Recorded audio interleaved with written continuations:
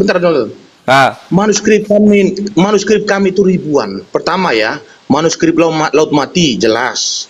P21 yang baru kau tampilkan ini banyak manuskrip kami. Ini P52 yang gua bahas perjanjian baru. Gua nggak ngegubris kitabnya orang Yahudi. Yang gua gubris perjanjian baru lu. P23, P24 semua lengkap, Bro. Nah, ya udah lengkap kita ya. Kita kunci lengkap katanya. Ini lengkap ini. Ini 1 Yohanes ini. Yohanes kitab itu. Ya, tanya yang baru bahas tentang Laut Mati itu naskah Qumran, saya tanya PB-nya apa aja di situ. Coba tunjukkan saya. Udah bilang, itu saya tanya, kamu bahas kan? Kamu masalah itu. Bukan, aku lagi bahas manuskrip. Lo tahu, gua suka bahas manuskrip. Ben Abraham, Perjanjian Lama itu naskah Laut Mati itu emangnya itu perjanjian baru ya? Ya kalau nggak ada perjanjian baru ngapain dibahas? Kan bawa. Coba tahu Qumran itu isinya apa? Isinya tanah. Nyambung pula kau. Nggak ada PB di situ. Lu kalau saya bawa. Iya, nggak usah dibawa. Makanya perjanjian baru aja. Ini P52 ya kawan-kawan. Kalau kita lihat P52 itu paling tua ya. Paling tuanya kapan coba? Itu. Ini baru ada abad kedua. Anjir, apa ini? Tuh. First half of the second century. Celuk nangis. Berarti autografnya nggak ada ya, Tres ya? Ya ini autografnya ini gitu. Jangan ketipu oleh omongan mereka. Ini autografnya autografnya segede gini doang. Autograf segede gini doang, tiba-tiba langsung ada Yohanes 1 sampai Yohanes 24. Wih, apa ini ajaib? Astaga.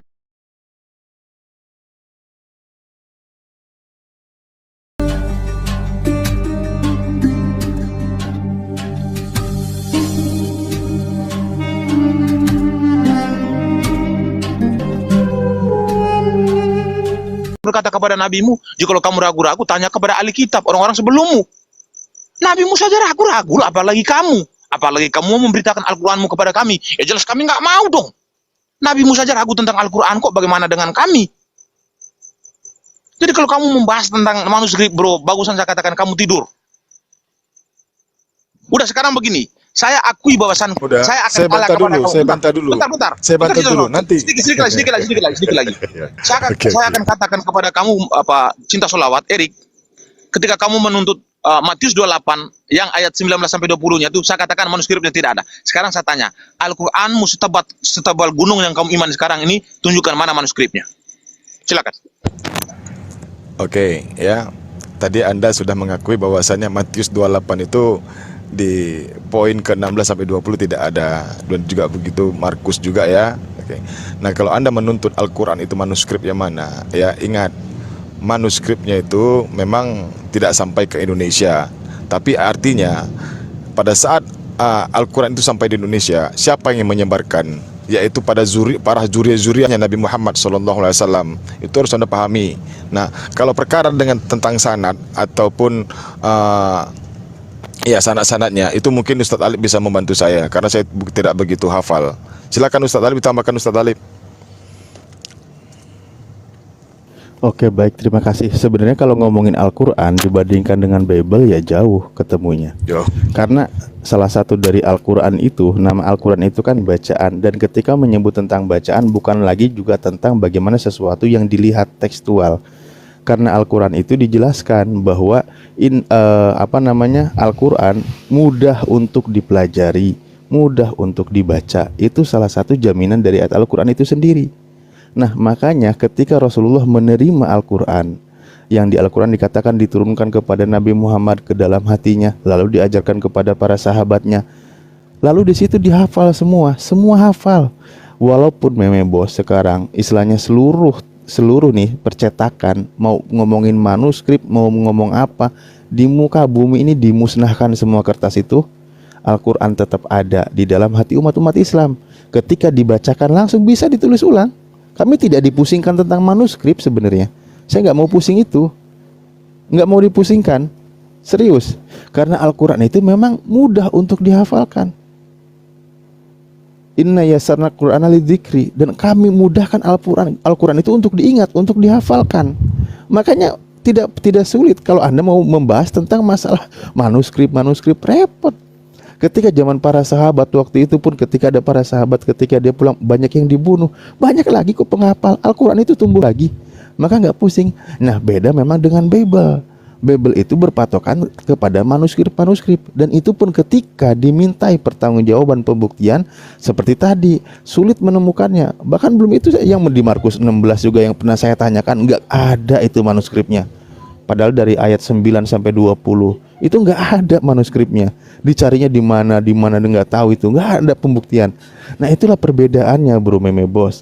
Kalau Bible memang patokannya standarnya tulisan, karangan, bahkan penyelidikan dan seterusnya. Beda dengan Al-Quran, karena Al-Quran itu adalah kalamullah, Allah sendiri yang berjanji. Salah satu kitab suci di muka bumi ini yang Tuhan sendiri yang akan menjamin dan menjaga keberadaannya itu Al-Quran. Inna nahnu nazzalna dzikra wa inna lahu lahafidun. Allah yang menurunkan Al-Quran, Allah yang menjaganya. Selesai itu. Wajar kalau Anda Bang Joel mau berpandang menambahkan bahwa atau Al-Quran lah. saya lanjutkan? Silakan Bang Joel kalau Bang Joel mau menambahkan. Oke, berdasarkan tadi yang disampaikan oleh Ustadz Alif ya, itu tadi sudah dijelaskan dari Bang Kismi bahwa jangan kita mempersalahkan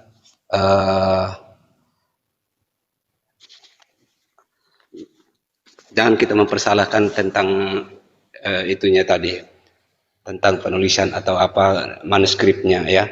Kalau kita berbicara tentang manuskrip, tadi sudah dijelaskan secara gamblang bahwa dalam Al-Quran pun tidak berbicara tentang manuskrip ya. Jadi kalau kita mempersalahkan di ayatnya yang pasal yang ke Matius pasal 28 ayatnya yang ke 20 sampai 21 itu ya, kita serba itu sebenarnya mempertahankan. Anda mengatakan bahwa hanya Al-Quran saja yang paling dikagum oleh Allah. Kalau itu pandangan dari Bang Ustadz ya.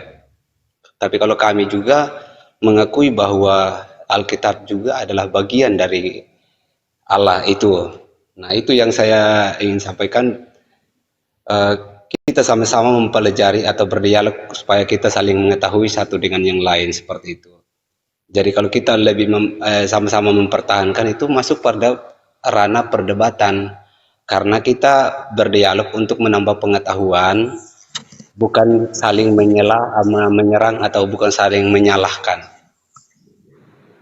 Seperti itu sebenarnya. Kalau dari saya sih seperti itu, Bang, Pak Ustadz. Karena kalau kita lihat dari Alkitab itu ada banyak aku nambahin. Aku nambahin ya, dikit ya. Silakan. Oke, manuskrip Al-Quran tertua itu ya berhasil ditemukan pertama itu ada di Universitas Birmingham ya, Inggris. Ya, Universitas Birmingham Inggris ini mengumumkan pada 22 Juli 2015 bahwa telah menemukan manuskrip Al-Quran yang diklaim tertua di dunia. Hasil dari penelitian menggunakan isotop radiokarbon ya menunjukkan bahwa manuskrip Al-Quran ini berusia sekitar 1370 tahun. Kemungkinan besar penulis Al-Quran ini adalah salah satu sahabat Rasulullah atau tabi'in generasi pertama. Kemudian kedua, enggak bisa lanjut lagi ya. Penelitian dengan tingkat akurasi 95% itu menunjukkan naskah Al-Quran itu berasal dari periode antara 568 dan 640 Masehi ya, 645 Masehi ya. Itu 568 dan 645 Masehi. Naskah Al-Quran itu ditulis dengan aksara Hijazi dalam kertas perkamen ya.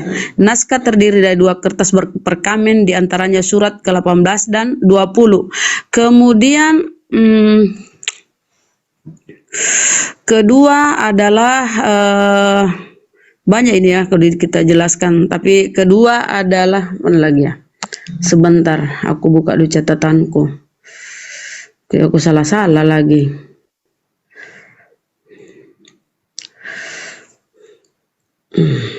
Sabar ya.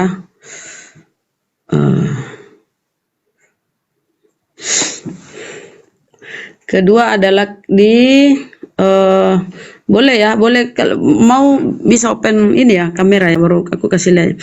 Kedua, manuskrip Al-Quran yang ditemukan di negara bagian Baden ya, Württemberg, Jerman pada pertengahan Desember 2014. Para peneliti Universitas Tübingen, Baden, Württemberg, Jerman menemukan salinan Al-Quran tulisan tangan. Salinan Al-Quran itu didapat di perpustakaan universitas dari hasil penelitian menggunakan metode penanggalan radiokarbon, menunjukkan bahwa salinan Al-Quran itu berasal dari periode antara 649 sampai 675 Masehi. Itu kedua ya. Meski begitu ada 20 sampai 30 eksemplar salinan Al-Quran yang menunjukkan lebih lama usia penulisannya. Tak ada perbedaan ya, ini dengar ya, tak ada perbedaan antara isi naskah Al-Quran kuno dan Al-Quran kita miliki saat ini ya.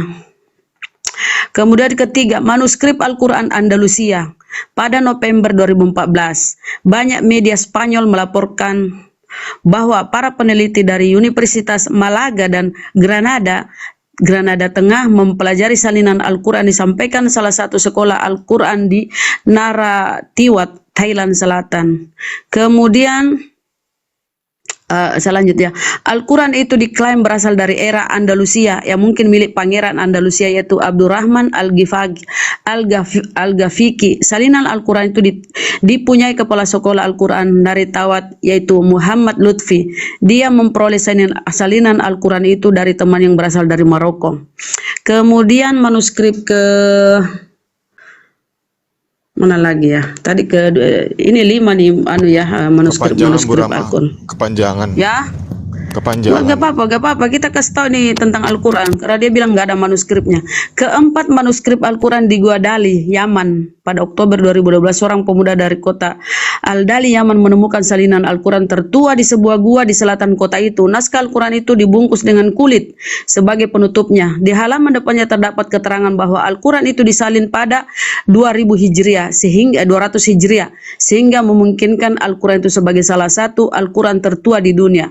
Dan kelima, manuskrip Al-Quran di Masjid Agung Yaman saat restorasi Masjid Agung di ibu kota Sanaa, Yaman yang berlangsung pada 1972, para pekerja menemukan sebuah tempat rahasia di masjid. Dari tempat itu para pekerja mengeluarkan ribuan buku-buku Yusang dan perkamen kulit yang tertulis di atasnya kaligrafi Arab kuno. Apa yang ditemukan para pekerja ternyata sebuah perpustakaan Al-Quran kuno. Itu ya, jadi banyaklah manuskrip itu. Cuma kalian nggak lihat karena itu pada berada di luar negeri semua yang nggak ada di Indonesia. Silakan, itu aja yang sampaikan ya. Bahwa ya kalau itu apa ya, kalau kita ke Bible itu semua bukan asli ya, tidak ada yang asli. Kalau Bible itu hasil kopi dan dikopi salinan ya. Dan di antara salinan itu ya namanya salinan pasti namanya yang di kopi pasti kopi paste kan. Udah Mama, ini gantian kami lagi. Kalian Ya, udah 3 orang. Oke, meme kenapa ya meme lanjut. Iya. Jadi saya tidak tahu ataupun entah dari mana Ibu Rama ini ngambil artikel ya. Bilanglah di Spanyol lah, di mana-mana. Itu sudah diuji radiokarbon atau belum? Yang resmi itu di Birmingham, Ibu Rama. Bentar, jangan dipotong, giliran kamu jangan dipotong. Kamu punya waktu untuk menjelaskan, jangan dipotong biar dialognya itu terarah. Saya tidak tahu artikel yang kamu ambil ini dari mana, Ibu Rama. Artikel yang kamu sebutkan dari tadi berkaitan tentang Spanyol ataupun di mana-mana itu tidak resmi. Yang benar itu di Birmingham, itu sudah diuji radiokarbonnya, itu benar. Tetapi yang menjadi persoalan itu, ketika di Birmingham itu ditemukan manuskrip, itu kira-kira berapa ayat yang ditemukan? Kamu tidak tahu kan berapa ayat yang ditemukan di sana? Ketika manuskrip Al-Quran itu ditemukan, diujilah radiokarbon, memang benar. Tetapi berapa ayat yang ditemukan di sana itu secara resmi. Saya hanya berbicara yang secara resmi ya. Kalau yang lain-lain yang kamu bicara tadi itu nggak masuk karena memang itu tidak resmi, sembarangan aja kamu kutip itu. Kalau Birmingham itu benar. Tetapi kalau tidak salah sekitar 7 ayat atau 9 ayat di situ yang ditemukan. Lalu bagaimana Al-Quranmu itu 6.000 ayat, Ibu Rama? Apakah cukup dengan 7 ayat atau 9 ayat yang ditemukan di Birmingham? Lalu kamu korelasikan dengan kitabmu yang setebal gunung yang kamu iman sekarang sampai 6.000 ayat itu dari mana sumbernya? 5.993 ayat itu dari mana? Kata Ustadz Alif tadi tradisi hafalan. Kamu mengatakan sumber dari manuskrip. Manuskrip tidak lengkap. Bagaimana mungkin di dunia intelektual itu orang tidak terima? Di dunia internasional ketika kamu berdebat tentang bukti otentik, kalian tidak masuk kategori. Saya katakan, jangan membuat saya lucu di sini deh. Saya ulang sekali lagi ya. Di dunia internasional ketika kita berdebat secara otentik, kalian akan tersingkirkan. Memang kalian tidak masuk kategori. Kenapa saya katakan tidak masuk kategori? Bukti otentiknya tidak ada. Bagaimana Anda bisa masuk ke dalam dunia perdebatan internasional? Itu tidak masuk. Yang dipersoalkannya adalah bukti otentik, bukan bukti hafalan. Kalau Anda mengatakan kitab Anda itu tradisi hafalan, saya sudah katakan tadi, berarti kitab Anda itu selevelnya dengan Torah CBLP, Torah lisan. Paham ya? Saya ulang sekali lagi ya. Kalau Anda mengatakan kami tidak perlu manuskrip, kami cukup hafal dari tahun ke tahun, dari zaman ke zaman. Di dunia internasional, di dunia intelektual, itu tidak dipakai, Ibu Rama. Paham ya? Saya ulang sekali lagi ya. Orang tidak akan mau berdialog dengan kamu ketika kamu tidak menunjukkan bukti otentikmu. Tidak ada guna sama sekali, saya katakan. Tetapi ketika kamu membentangkan manuskripmu, lalu kami membentangkan manuskrip kami, lalu sumber-sumber kitab yang kamu imani sekarang ini, disalinkan dari manuskrip kalian, lalu kitab kami ini disalinkan dari manuskrip kami. Nah, ini baru benar. Tetapi ketika kami membentangkan kitab kami, lalu kami korelasikan dengan manuskrip kami itu sejalan, lalu lalu kalian bentang kitab kalian, dikorelasikan kemana? Ke mulut orang yang sudah meninggal itu. Nyambungnya dari mana? Bukti otentik tidak ada. Ini kacau dialognya ini memang. Maka saya katakan jangan berbicara tentang manuskrip. Nanti kalian akan nangis, buat nanti benar loh. Di dunia internasional sudah saya katakan tidak ada guna kalau kalian berbicara tidak punya bukti otentik. Bagusan kita kembali kepada. Kok kamu ulang-ulang? Panjang amat. Enggak, ini supaya Anda itu tersadarkan. Saya kenapa? Tersadarkan. Jangan sakit. Memang Anda harus sakit dengan kata-kata saya. Sakit memang. Walah, sakit apaan? Enggak lah. Bentar, berbicara tentang kebenaran itu memang sakit. Anda harus terima ini memang. Ya enggak lah. Ya, jangan sakit, jangan potong. Kalau potong-potong berarti Anda merasakan sakit itu memang.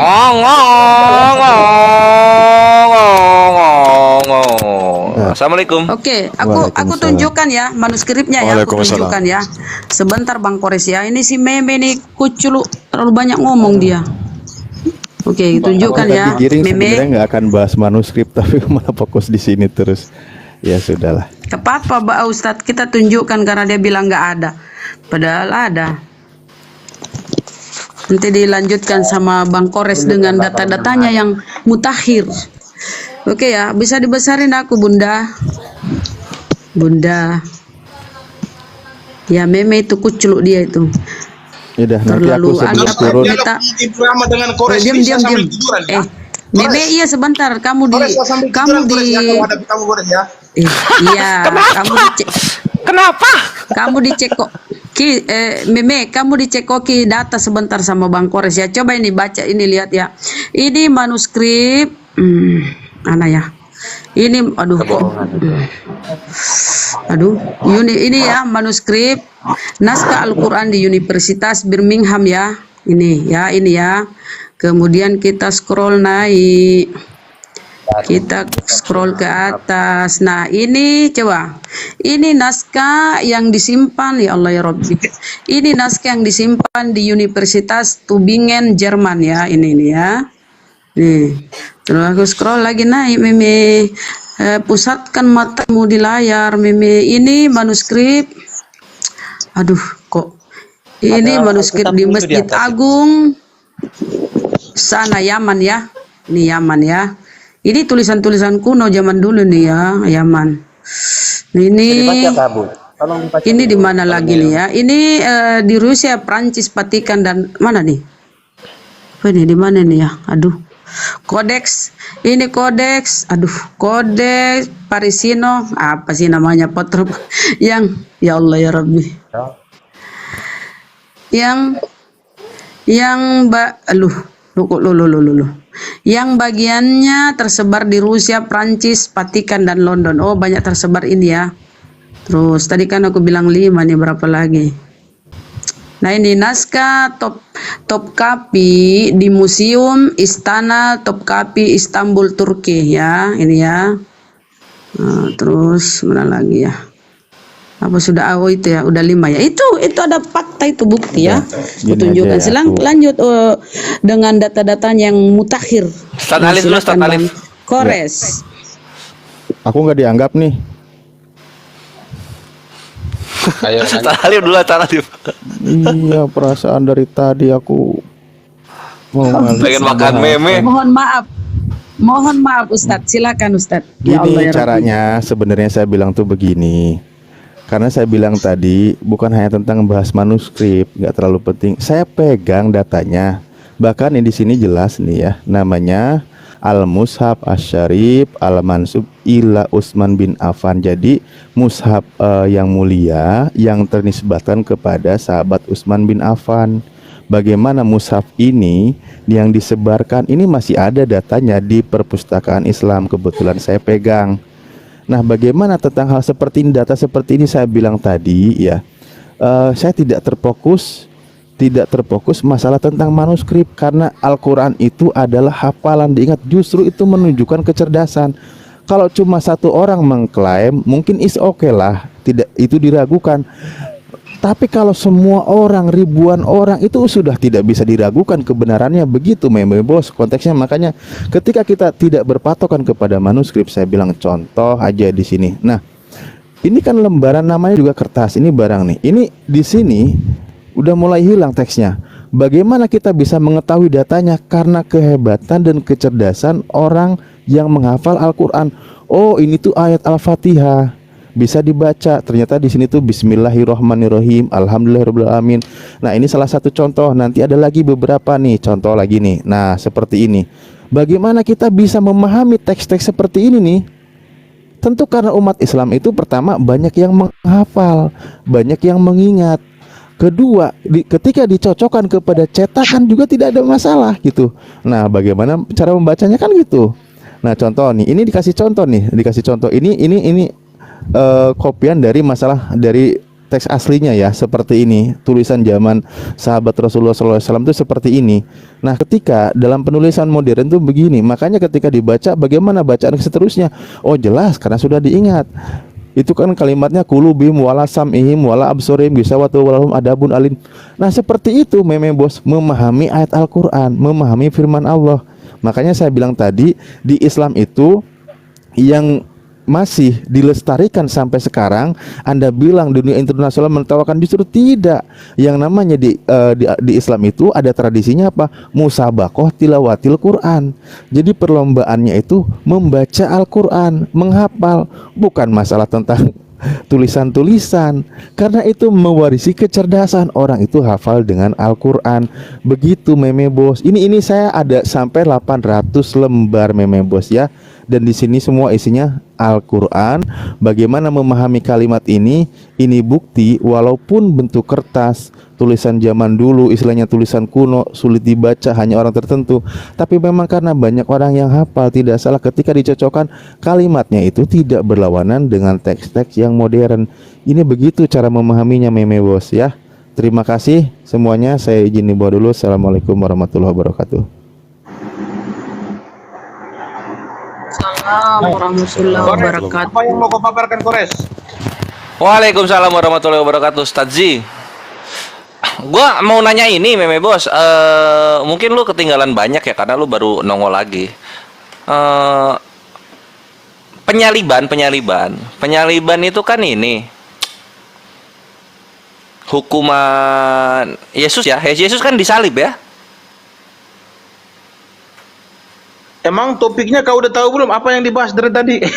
Lu tadi lu nanya gua mau bahas penyaliban, lu malah kembali lagi, gimana sih? Coba tanya cinta sholawat. Topiknya apa dibahas dari tadi supaya kita di sini ketika netizen di bawah itu menyimak itu jangan tergeser paparan kita. Tanya Cinta Sholawat, dia yang mengangkat. Dia yang mengangkat Manuskrip Bang Kores, manuskrip. Oh, padahal gue pengen bahas ini meme bos tadi kan udah banyak lah Kresan itu pada emosi sama gue gara-gara gue tanya Iya, gini. tapi intinya mungkin lu nggak. intinya bang izin bang. Intinya tadi yang kita minta datanya Matius 28 dan Markus 16 itu dia tidak bisa membuktikan datanya karena memang tidak ada, itu aja intinya. Oh, Terus dia nge-framing kalau kita berdebat internasional, Islam tidak akan bisa membuktikan bukti-bukti otentik terkait tentang Al-Quran, kan begitu. otentik tuh apa sih? Alamak, kau otentik kan nggak tahu. Otentik tuh apa? Bukti-bukti nyata, bukti-bukti konkret Coba buka bahwasanya aja di Al-Quran dalam itu KBBI lah kalau kau nggak tahu. Coba kita lihat otentik apa ya otentik. Otentik, gitu. Otentik KBBI. Gue pura-pura polos aja. Menurut kau besar bahasa Indonesia, autentik adalah dapat dipercaya, asli, tulen atau sah. Gitu. Itu ya, jadi dapat dipercaya gitu ya. Percaya asli, tulen dan sah. Nah, coba ini kalau misalnya kayak gini, ini bisa dipercaya nggak? Kau jelaskan dulu Al-Quranmu dulu, Kores. Jangan kau lari kemana-mana. Tadi udah Coba kan jelas. Ustadz Alif sama Bunda Rahma ya, gue bagian belum, nanya. belum. Kau aja yang jelaskan coba. Ya udah tunggu. Ntar gue bukain. Enggak, saya tanya kepada kamu sekarang ya, biar nyambung ya. Setuju ya bentar ya? Nah, kitabmu itu kan dikodifikasikan tahun 1924. Artinya umurnya kitabmu itu atau ada Bang usianya Zuma nggak di sini? Host. Kena di sini nih. jangan dipotong dong. Saya Ada kan Bang mau Zuma bertanya. nggak? ini. Iya, ada Bang Zuma mungkin di bawah. Bang Zuma nggak bakal sanggup lawan saya, udah dibilang. Nggak dibilang. Saya lanjutkan ya. Kuculu. Ya, lanjut. Kuculu, meme kuculu. Kamu tadi kabur loh. Ibu Rama Nggak ini udah mulai sanggup. bikin kacau Fitnah ini. kau. Kores kau. Kamu kabur tadi. Mereka itu Apa tuh? kalau udah ndak bisa dilawan, buat gitu buat suasana yang merusak gitu loh. Kalau jelaskan satu orang ya tuh cukup satu orang yang jelaskan, jangan campur-campur gitu loh. Oke, Kalau saya memang lanjutkan mampu ya. menjelaskan. Ya, terima kasih Bang Umbu. Ya, sebelum saya melanjutkan pertanyaan kepada si Kores, saya menyapa dulu saudara saya Bang Tristan ya. Oke, saya lanjutkan ya. Pertanyaan saya tadi itu begini loh. Nyapanya cepat banget. Niat gak lu nyapa? Cepat banget nyapa. Dijawab aja belum? Ya, saya tanya nih Kores ya. Kores. Nah, jadi begini. Si Cinta Sholawat tadi mempersoalkan manuskrip di Alkitab. Saya berbicara kepada dia begini. Jangan kamu persoalkan manuskrip di Alkitab karena kami itu mempunyai bukti otentik itu ribuan manuskrip. Kalau kamu mempersoalkan manuskrip kami, saya akan bertanya kepada kamu. Kitab kamu itu kan dikodifikasi tahun 1924, artinya umurnya itu belum sampai 100 tahun. Dikodifikasinya di mana? Di Mesir. Didanai oleh siapa? Arab.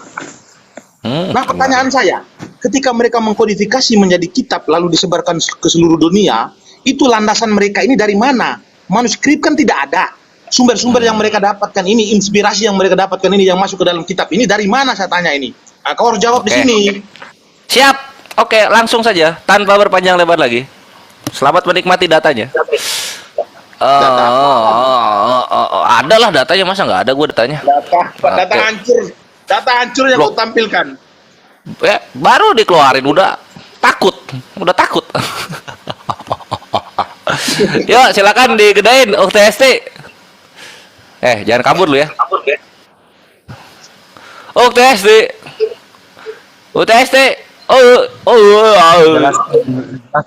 Oke, siap, Jelaskan sip, saja, cakep. jangan banyak bacot. Iya, harus dikasih lihat dong. Al-Quran edisi cetak, kelahiran dan perkembangannya. Ini suara Muhammadiyah ya. Suara muhammadiyah.id kan gitu.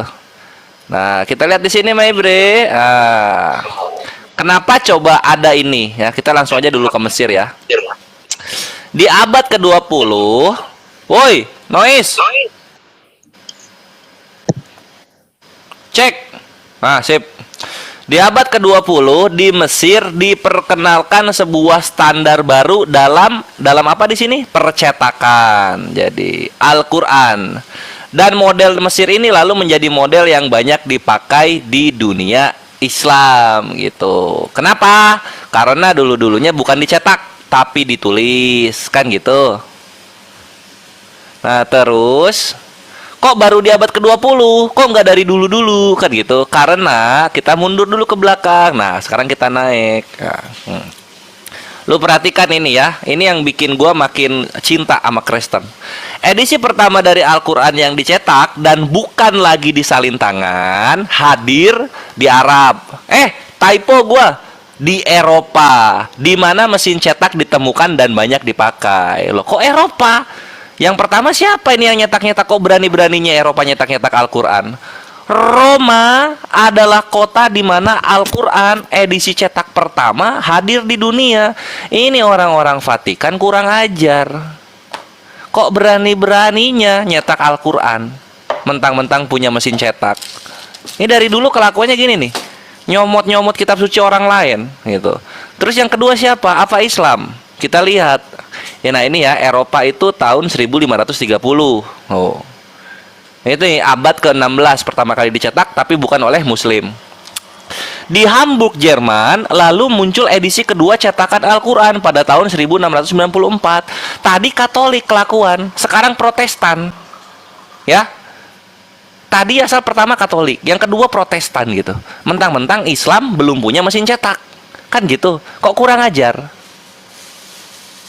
Nah, lalu kemudian di sini dikatakan Al-Quran sebenarnya telah hadir di Eropa pada abad ke-12 dalam bentuk terjemahan Latin. Oi, kenapa nih? Aduh, mati. Empres, tolong ini dong. Colokan. Bukan kabel ini buat mouse. Tunggu bentar ya. Enggak, yang itu dong, yang ini. Yang micro SD. Kabelnya aja. Nah, itu yang dipakai. Yang dipakai Afifa dong, yang itu juga mau coba. Itu Type C. Cakep. Thank you. Tunggu ya. Aduh, memang penuh teknis. Mouse-nya ini Bluetooth soalnya, jadi mati dia.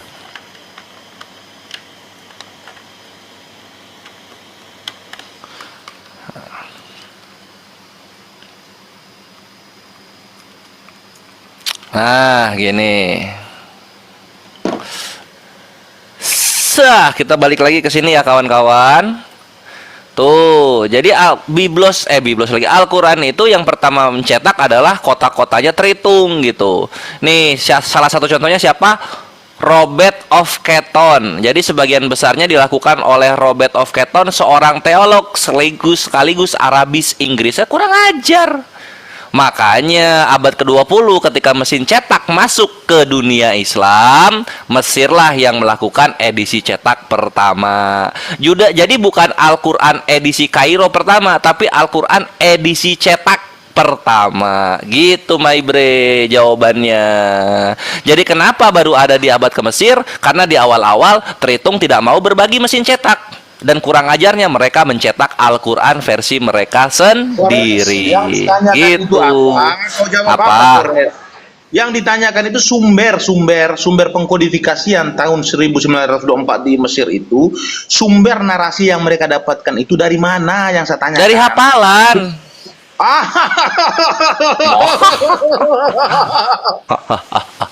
Anjir. Keren kan? Nah, itu jawabannya, Me. Kalau cuma nanya gitu doang, itu jawabannya. Intinya kaum kalian itu kurang ajar. Dari abad ke-16 udah kurang ajar. Ya masa Al-Quran dicetak? Kenapa Anda bersyukur kalau dicetak? Sekarang saya tanya, Apa? Al-Quran sekarang sudah dicetak atau tidak? Iya, kalau sekarang dicetak udah oleh Islamnya sendiri gitu, bukan oleh Kristen. Katakan kurang ajar kalau dicetak. Ya iya, ngapain? Siapa yang ngasih izin nyetak Alkitab suci orang lain? Siapa yang ngasih izin? Itu namanya orang tidak tahu bersyukur. Kurang ajar, tahu nggak? Itu yang pertama. Si Kores ini sakit kali kalau saya tanyakan tentang manuskrip. Pasti sakit dari ini dia. Loh, gua tertawa ini, terhibur gua. Yang sakit hati jual umbu. Bukan, yang saya tanya itu sumbernya dari mana? Kamu bilang itu dari tradisi hafalan. Berarti kitabmu itu selevel dengan Torah CBLP. Kamu harus akui ini dulu. Oke, akui enggak? Al-Qiyamah enggak, Torah CBLP itu enggak dihafal loh, ditulis itu.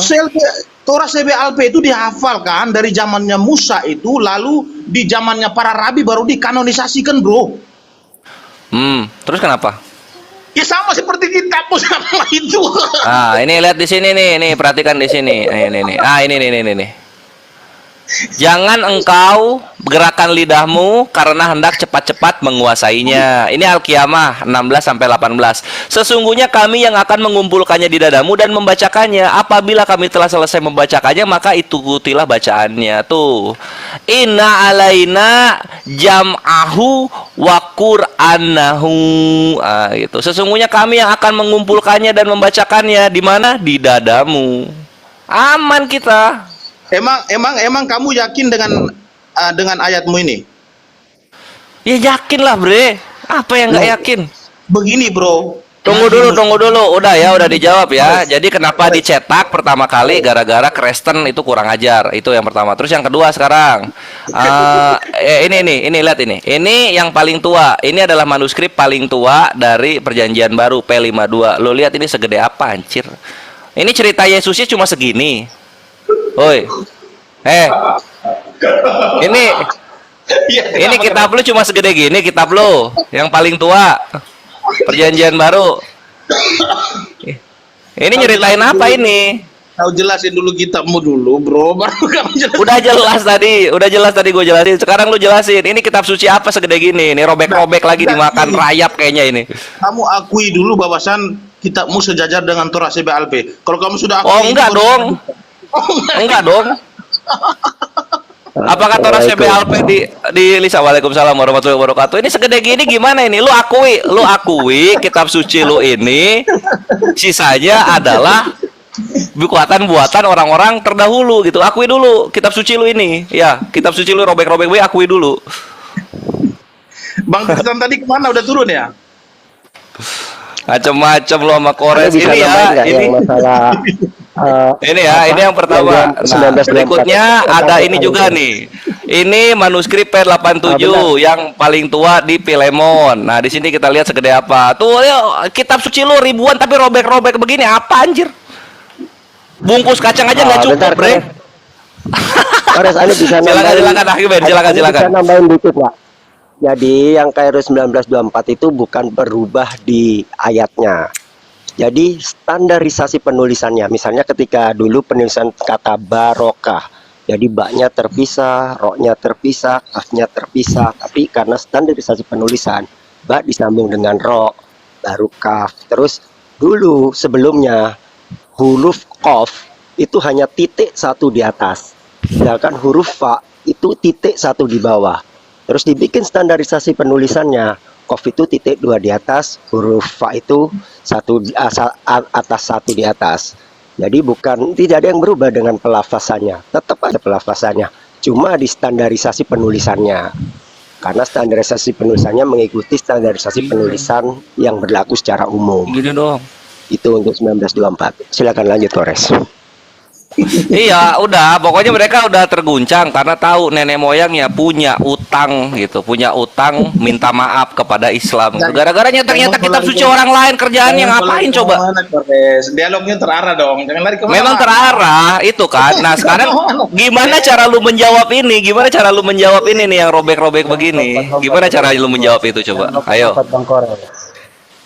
Jangan lompat-lompat, arahkan. Enggak, gua enggak lompat-lompat. Itu kita kan bahas manuskrip kan gitu. Udah gua jawab gitu.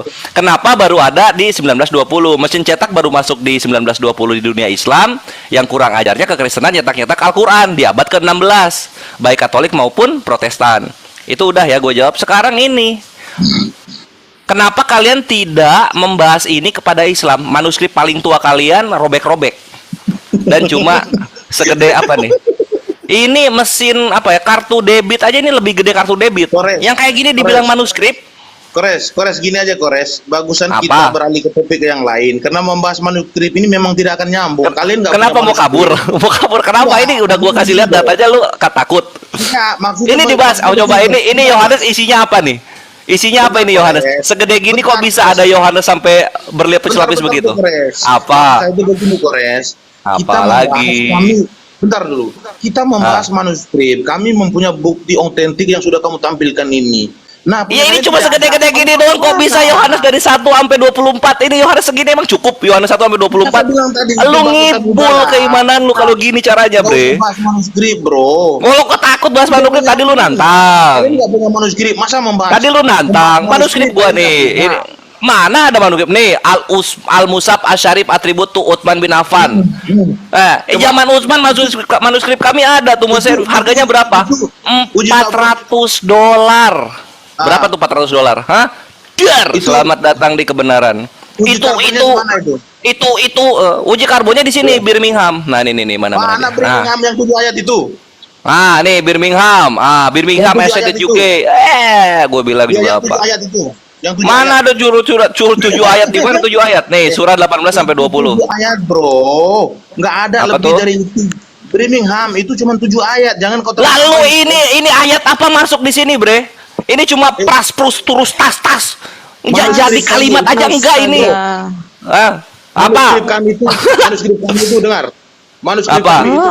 Memek kucluk. Ya udah manuskrip lu yang ribuan itu dari tahun berapa? Manuskrip lu yang ribuan itu dari tahun berapa gua tanya? Manuskrip kami itu. Memek kucluk tuh, lihat tuh lembarannya. Ini cuma ini apa nih? Ini bikin kalimat Yesus aja nggak nyampe ini. Urus tas. Pushcas apa ini artinya, Bre? Saya jelaskan, jangan ketakutan.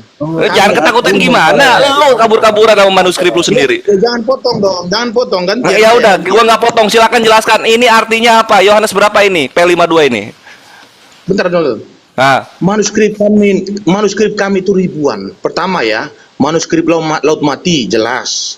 P21 yang baru kau tampilkan ini banyak manuskrip kami. Ini P52 yang gua bahas perjanjian baru. Gua nggak ngegubris kitabnya orang Yahudi. Yang gua gubris perjanjian baru lu. P23, P24 semua lengkap, Bro. Nah, ya udah lengkap kita ya. Kita kunci lengkap katanya. Ini lengkap ini. Ini 1 Yohanes ini. Yohanes kitab Yohanes. Ya, ditanya yang baru bahas tentang Laut Mati itu, naskah Qumran, saya tanya PB-nya apa aja di situ. Coba tunjukkan Enggak, saya saya. udah bilang, itu Saya tanya, kamu bahas kan, kamu bawa masalah itu. Tunjukkan Aku lagi Qumran, bahas manuskrip, PB-nya lo apa tahu. aja. Gua suka bahas manuskrip. Ben Abraham, Ayo, Ben Abraham. tunjukkan ke saya. Perjanjian lama itu Qumran apa? kucluk. Aku tanya sama kamu, Ben Abraham. Itu naskah Laut Mati itu emangnya itu perjanjian baru ya? Lah, Ya kalau makanya nggak ada kan perjanjian di baru situ ngapain itu. dibahas? Kalian dibawa-bawa. Kau tahu Qumran itu isinya apa? Isinya tanah. Nyambung pula kau. Gak ada PB di situ. Lu gak usah bawa-bawa. Iya, nggak usah dibawa. Makanya perjanjian baru aja. Ini P52 ya kawan-kawan. Kalau kita lihat P52 itu paling tua ya. Paling tuanya kapan coba? Itu. Ini baru ada abad kedua. Anjir, apa ini? Tuh. First half of the second century. Memek kucluk nangis. Berarti autografnya nggak ada ya, Dres ya? Ya ini autografnya ini gitu. Jangan ketipu oleh Kamu omongan tentang mereka. autograf itu. Ini autografnya Jangan-jangan ini, kita autografnya palsu segede gini doang. Autograf segede gini doang, tiba-tiba langsung ada Yohanes 1 sampai Yohanes 24. Wih, apa ini anjing ajaib. Astaga. Ini cuma segede gini doang, Pantes meme ya. bos. Ini segede gini doang. Pantas kata Lukas, penyelidikan ya Lukas ya, pantas lah ya memek kucluk. Apa? Wah, gua bongkar-bongkar lu sekarang lu, Untuk apa? Kalian nggak punya Tengok tuh. manuskrip, mau membahas dengan orang yang punya Nangis. manuskrip. Kita punya tadi Musab zaman Utsman udah ditunjukin, Musab Birmingham udah kita tunjukin. Musab lu mana? Cuma segede gini doang, ini cukup apa? Bungkus kacang aja nggak cukup ini. Ya, yang 7 ayat itu. Saya ini banyak. Bungkus kacang berhubung. Bungkus kacang nggak cukup, bre. Paling permen karet bisa ini. Kawan saya ini beda. Permen Yang bilang 7 ayat suruh open kan. Suruh nunjukkan itu Birmingham punya itu. Itu Birmingham itu bro, 7 ayat bro. Udah Lah kutunjukkan. 7 ayat itu 7 kalinya, bahkan di 12 kalinya ini, bre. Ini cuma segede apa ini? Segede mesin apa itu? Segede kartu ATM. Dibangga-banggain ribuan bentuknya segede kartu ATM, ngapain dibikin perjanjian baru? Kalau Anda berpendidikan, bro, kalau Anda berpendidikan seharusnya omong satu persatu. Jangan bantah-bantah. Alah, Iya bukan maksudnya gitu loh. Ini dibahas ini. Ini lu ribuan-ribuan P52-nya nggak dibahas. Dibahas dong. Ayo dong dibahas, harus berani dong. Manuskrip atau nggak tahu lah. Berarti perjanjian baru itu karangan-karangan ya. Karangan-karangan lah. Iya. Betul kata Lukas hasil penyelidikan. Lukasnya juga Lukas abad keempat. Surah-surah Paulus. Aduh. Bentar. Membahas Kasihan manuskrip Meme. Kamu jangan nangis Meme. membahas manuskrip itu kalau kita punya manuskrip, kalian nggak punya manuskrip mau membahas orang yang punya manuskrip. Tadi udah ditunjukin Birmingham sama Al-Musaf Uthman. Nah sekarang coba manuskrip lu terbaik keluarin manuskrip lu terbaik. Abad paling awal keluarin. Nah sini ayo gua tantang. Ayo kita adu sini. Nggak perlu pakai hafalan lah, hafalan kalian jeblok, nggak ada yang hafal satu perikop. Keluarin manuskrip lu yang paling komplit, paling awal, keluarin. Ini gua tunggu sampai lu ulang tahun, gua tunggu. Terus saya ini karena lagi posisi kerja, jadi saya nggak bisa buka laptop. Kalau saya Lo resign aja, resign dulu. Tunjukin manuskrip yang sini. Ayo saya cepat. Lagi, nah, ini saya open cam ya. Kalau tidak percaya kalau saya lagi di Dari dulu debat kualitas lu dulu aja lu malu-maluin aja lu. Lu bongkar-bongkar manuskrip lu segede apa yang lu bilang ribuan, baru lu ngomong saya lagi kerja. Bilang aja malam-malam udah dirangkul kalian. Mau kabur. Ada aja lu. Ini saya open cam ya. Kalau saya kabur. ya, nggak percaya. Ya udah sini bos lu, biar gua yang ngomong. Sini bos lu. Nah, lihat nih. Sini bos lu. Kerja apaan Meme? Sekarang jam 10. Kerja apaan kau? Sini SPV lu sini. Biar gua yang ngomong. Itu Meme bos suruh rehat dulu, break dulu, suruh buktiin manuskripnya paling komplit. Sini, Meme. Bosnya juga jangan biarkan dialog lintas agama diganggu pekerjaan. Sini SPV lu, biar gue bilang.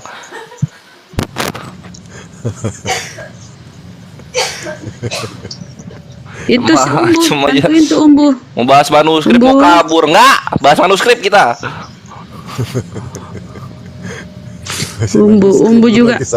Umbu juga ngumpet. Belum lagi penyaliban. Kalau perlu bongkar juga kodeksinya. Yang mau Google dulu Kristen silakan tuh. Buktikan manuskrip kalian yang paling lengkap abad zaman Yesus lahir. Nah, sini. Siapa tahu Yesus ketika mewartakan Injil udah pakai perjanjian baru kan? Yang dia mau itu yang di Laut Mati tuh. Itu bukan perjanjian baru Meme. Ini lagi kerja saya nih. Saya lagi kerja makanya saya nggak di rumah. Iya, mana bos lu? Sini biar gua izinin. Setengah jam aja. Kerja di mana tuh Meme? Kok kayak di Ya deh, kalau nggak resign aja, resign. Betul tuh resign. Nanti yang pensiunnya biar kami yang bayar nanti. Kasihan Meme kerja. Ya udah, alah ya elah cuma jaga-jaga doang kerjanya, bisa lah googling. Bohong. Pernah. Iya nampak. Lu Google itu kerjaan lu tuh nyantai. Lu bisa duduk doang itu. Nggak jadi gue izinin, nggak perlu. Enggak, dia pernah Bang Kores dia pernah bilang ke aku dia petani. Oh ya ini mungkin dia baru dapat kerja kantoran, Bunda. Biarin aja nggak apa-apa. Gitu ya. Lagi di kebon. Nanti aku dengar dulu ya, soalnya udah di sini. Dia lagi di kebon itu, banyak bohong tuh di kebon dia. Iya, dia bilang dia kerja jaga kebun dia. Enggak apa-apa pekerjaannya apapun nggak apa-apa, tapi itu kerjanya nyantai bisa itu. Jangan alibi kabur-kabur lo. Manuskrip lo buktiin. Gue udah buktiin manuskripnya cuma segini. Nah, segini nih. Itu alasan. Nah, lu sekarang buktiin manuskrip lu lebih gede dari manuskripnya Islam. Silakan gitu. Alasan. Banyak alasan. Kucluk, Meme kucluk banyak alasan. Ya lu ngapain terjun ke medan tempur kalau cuma bawa sepatu pantofel? Gini aja, besok kita membahas tentang manuskrip Alkitab dengan Al-Quran, tetapi harus bentar, benar nih. Saya janji sama kalian. Ya udah, jam berapa? Jam berapa ya? Sekitar jam 9 malam lah. Ya udah, 9 jam, anjir jam 9 malam, jam 9 jam 1. Iya bisa lah, konten kedua. Bisa. Tapi kalian juga harus bisa membuktikan manuskripnya itu, bahwasan yang terkonfirmasi di dalam kitab kalian semua itu harus punya manuskrip ya. Jangan Iya, gampang. Everything is underwear itu gampang. Jadi jangan hanya membahas tentang Birmingham yang 7 ayat itu lalu kalian merasa itu sudah paling kuat. Itu yang mungkin, bro. Ya terus ini kenapa lu nggak mau bangga ini? Rokok. Ini kenapa lu nggak mau bangga? Punya kami bukan hanya P52 tetapi P21. Oh ya udah kita lihat P21 ya, manuskrip P21.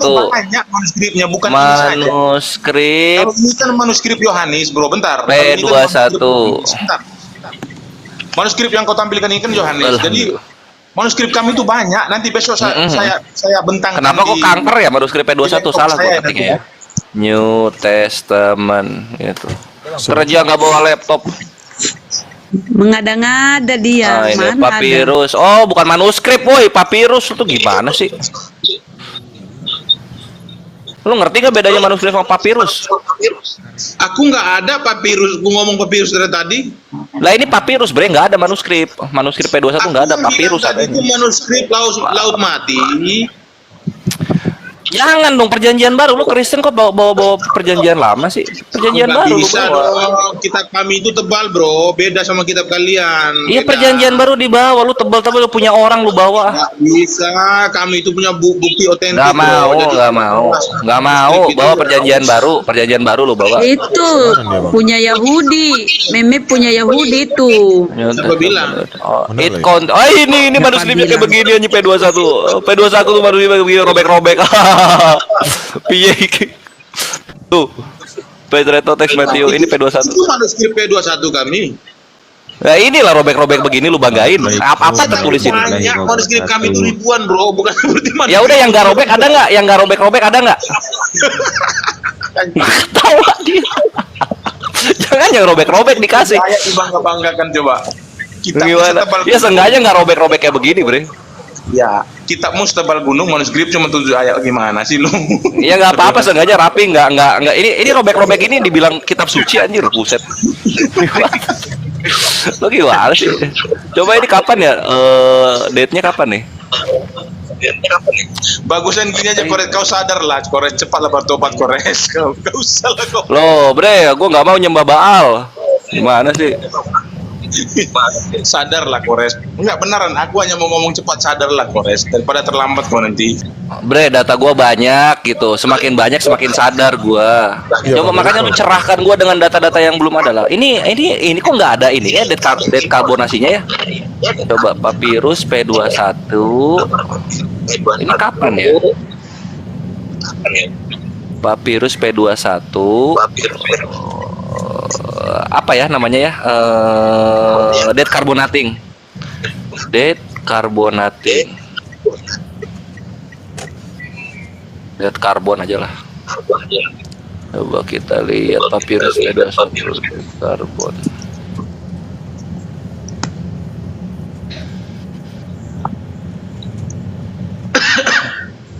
Di mana kok papirus P21 nggak ada karbonnya ya? Aneh. Nanti datanya aku tunjukin kau besok malam. Intinya kau juga harus menunjukkan data-datanya lengkap ya. Tetapi kalau hanya ya, elah gua mah sambil ngupil pakai jempol kaki kanan gua dialog sama lu. Oh anjir ini. Nih. Oh ini had been assigned to the early 4th century. Ini udah mah robek-robek abad ke-5. P21 yang dibangga-banggain. Masih bagus data gua. P52 abad kedua.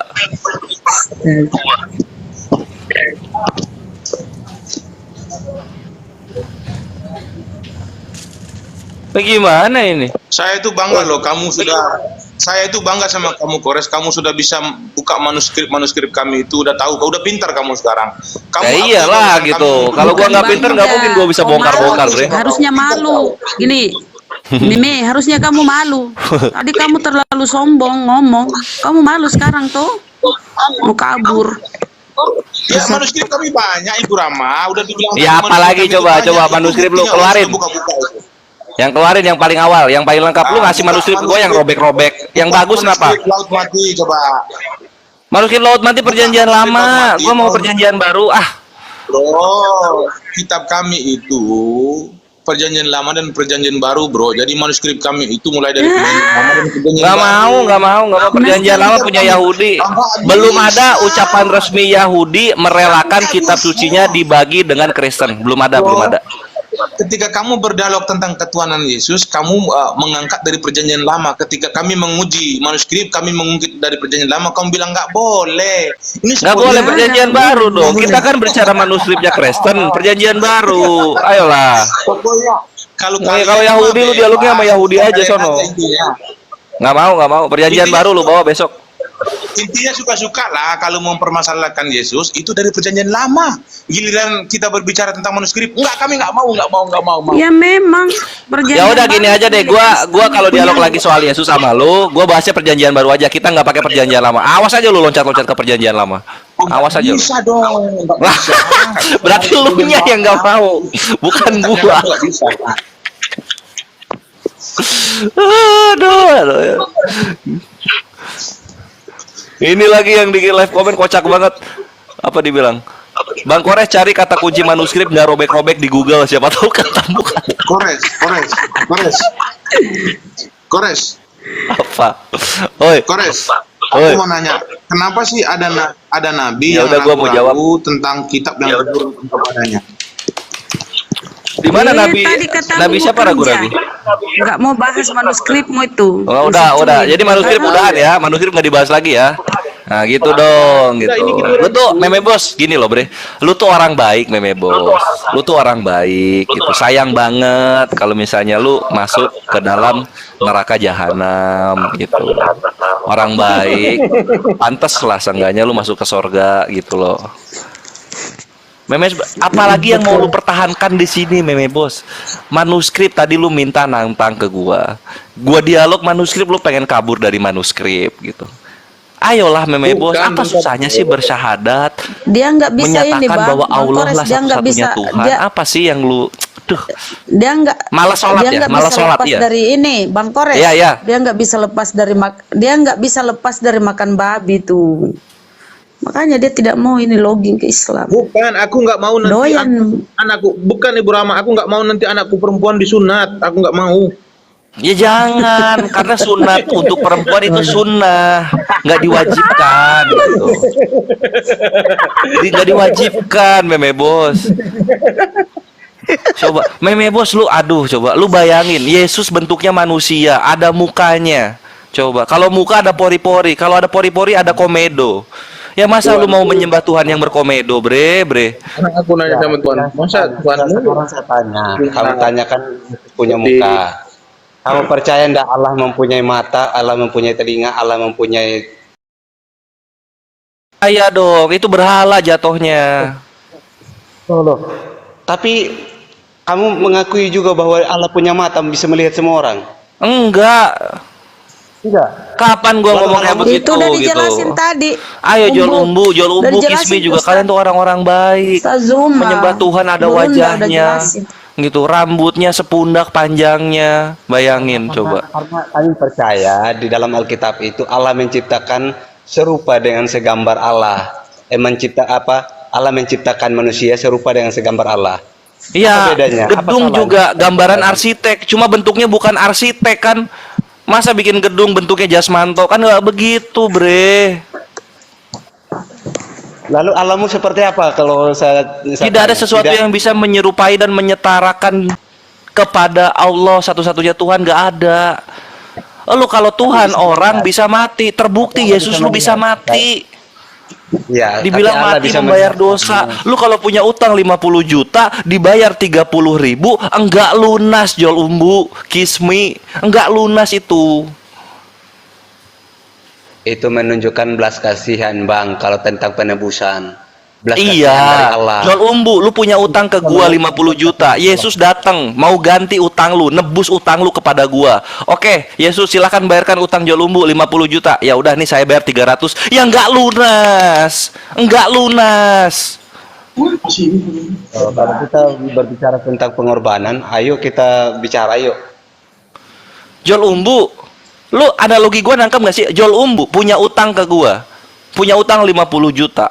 Yesus datang. Saya akan menebus jual umbu dari hutang kepadamu. Siap, gua bilang ke Yesus. Ya udah bayar 50 juta. Oke.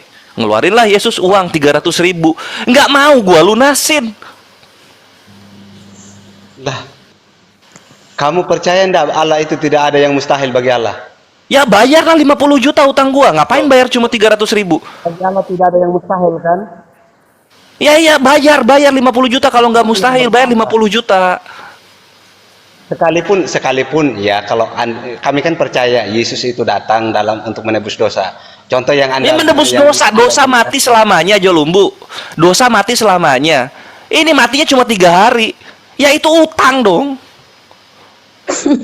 Gimana sih? Mati 3 hari itu, aduh.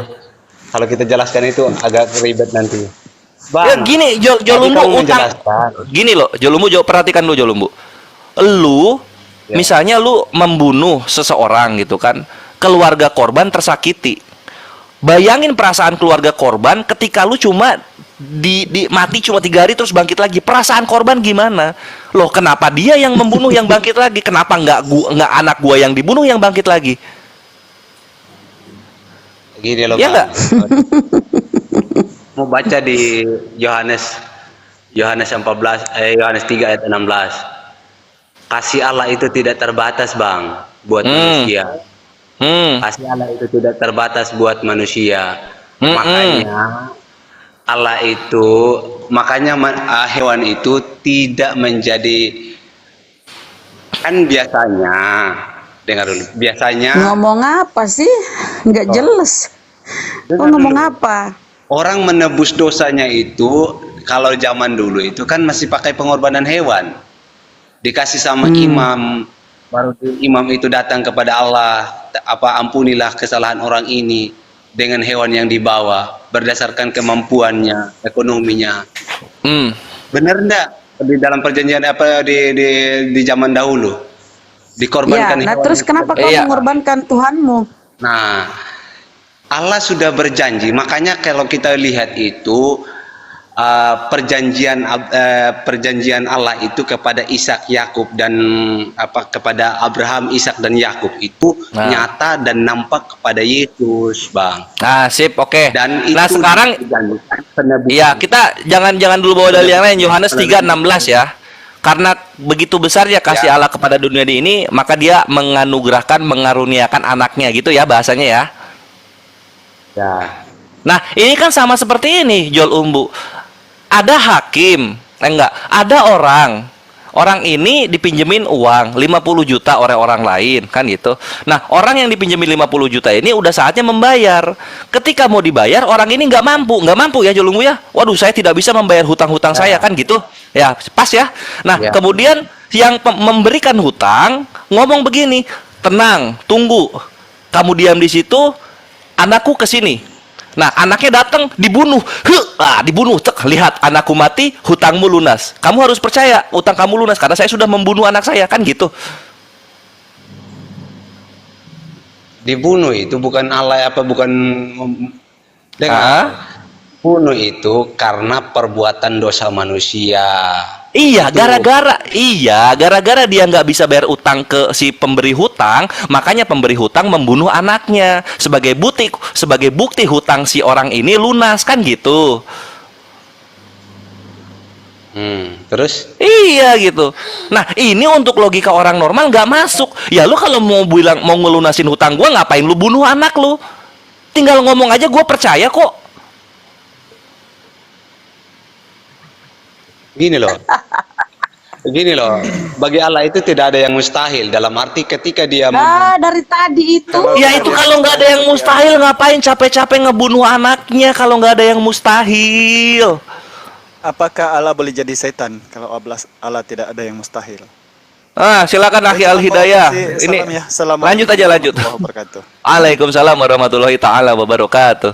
Ya, jadi Assalamualaikum warahmatullahi wabarakatuh. saya hanya mau bilang Bang Kores sama teman-teman Kristen. Berhentilah berharap Bang Yesus itu tidak mengenal Kristen. Kristen itu orang Romawi yang buat, bukan orang Yahudi. Di Bible kamu sungguh menunjukkan data tidak ada para nabi termasuk Yesus ini mengenal Kristen itu. Yang jelas yang penulis si Kristen ini adalah orang-orang dari Roma, dari Vatikan. yang mengajarkan kemudian apa yang ditebalikan oleh ajaran para nabi, yang Kamu dibantah saudaranya oleh cuma surat-suratnya. Lindo ya, Hmm, Bang Hidayah. Kamu iya. saudaranya cuma Lindo, orang Malaysia. Yang lanjut tak ngopi aja, tak ngopi aku tak denger. Iya, itulah dia ide badai. Memang begitu. Faktanya itu. Jadi teman-teman Kristen Enggak, bukan kami merendahkan aku gak kepada akan debat kamu. dengan kamu, enggak, aku ngopi aja Oh iya, ngopi sama aja, yang nggak lain. apa-apa. Jadi memang Tak kami nikmati ini aja. kami ini memang harus disantaikan untuk didengarkan karena memang sesuai dengan apa faktanya yang kami bicarakan. Oh iya, aku pasti dengarkan 2 hari 2 malam juga tak dengerin kok. Jadi Seneng aku. ketika antum mendebat, Akhi Al Hidayah, aku kasih tahu dulu. iya ya silakan. Ini kalau Edi Badai itu iya aja dia. Ya karena dia ini bukan Kristen juga dia ini. Orang yang sudah Enggak. menyerang Din dari Kristen. Enggak, gue itu ngomong pada saat yang tepat. Kalau kalian itu pas di atas angin ya biarlah, masuk. Lu kan teman gua, ya biarin lah. Gitu loh. Biar yang Kristen belajar. Lu yang Kristen Cakep. Betul, digempur, nggak apa-apa. Karena Tuhan pakai orang Islam juga, gitu loh. Aku sih gitu ngelihatnya. Jadi itu ilmu Tai Chi namanya. Bukan Semua teman Tuhan bagi pakai saya. orang Islam. Memang Ya Tuhan kan, itu meridai di agama kacamata Islam, kita. tapi tidak mengenal agama Kristen itu. Enggak, kita kan punya kacamata masing-masing. Silakan kamu Tapi dengan kacamata kamu sepatumu. blur, Edi Badai. Ya, boleh. Kacamatamu bening. Itu kan selesai. Kacamatamu bening, aku bening. Aku selalu gitu kok. Aku selalu memposisikan teman Jadi, lawanku itu menang boleh gitu loh. boleh Jadi nggak aku saya tenang. teruskan dulu ini? Teruskan aja, Jadi aku dengar. percuma Aku kita nggak- ini nggak- apa mau berbol-bol, ini bukan gereja soalnya, ini bukan kedai kopi. Makanya. Ini kan tempat kita dialog. Iya. Jadi untuk Makanya aku mengukur ngopi. legalitas atau apa bila membantah sesuatu narasi itu tolonglah guna data gitu.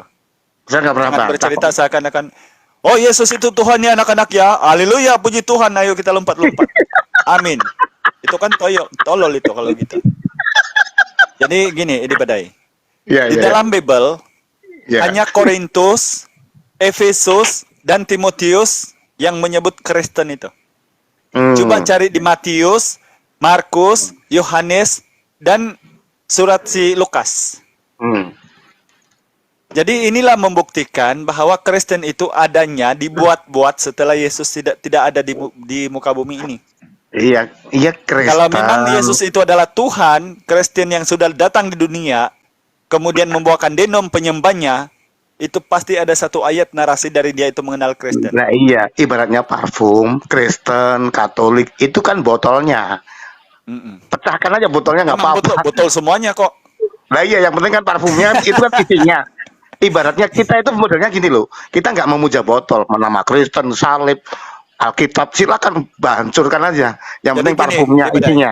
Lanjut. Bagaimana ajaran Kristen itu ambego? Gini, kalau Al-Hidayah gimana? masuk Kristen, kira-kira mau masuk Ortodoks, Protestan, Katolik, SIB, Anglican, Nggak boleh bro. Masel, atau yang mana yang menurut kita, benar? kamu nggak boleh. Benar. Karena keringatmu itu nggak ada bau-bau Kristen, nggak boleh. Itu Bau.